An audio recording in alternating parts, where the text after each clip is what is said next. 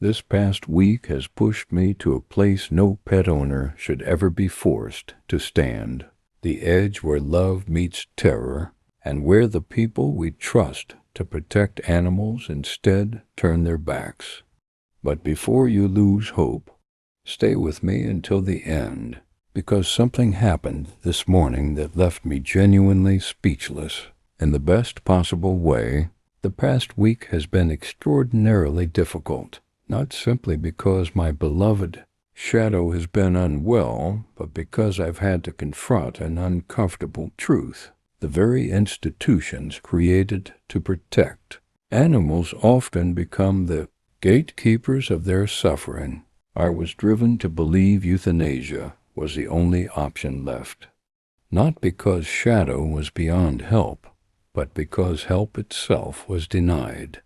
Shadow's own vet abandoned his care, and when I turned to every reputable organization I could think of, the RSPCA, the PDSA, and a long list of veterinary practices beyond my area, I pleaded, explained, begged for assistance. And yet every single one of these so-called pet welfare agencies refused. Not because Shadow wasn't in need, not because his case wasn't urgent, not because help didn't exist, but because of something as trivial, as bureaucratic, as arbitrary as the postcode I live in. A sick animal needed care, and they simply opted out.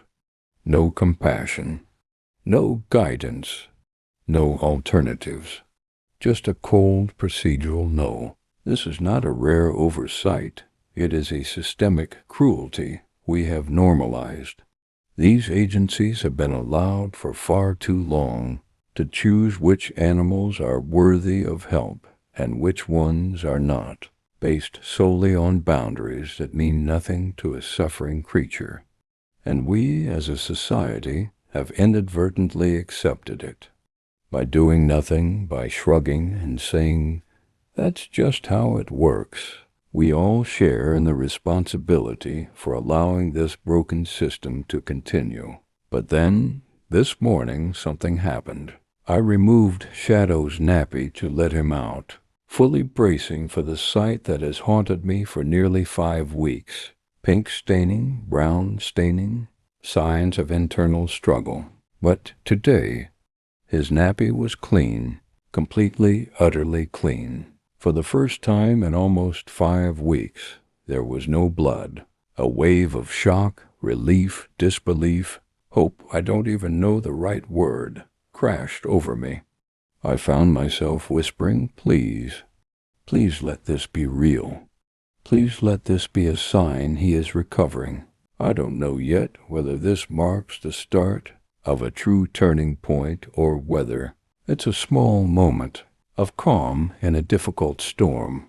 But right now it is hope. And hope is something I haven't been allowed to feel for far too long. Stay with me. Keep watching. Because today, for the first time in weeks, Shadow gave me a reason to believe again.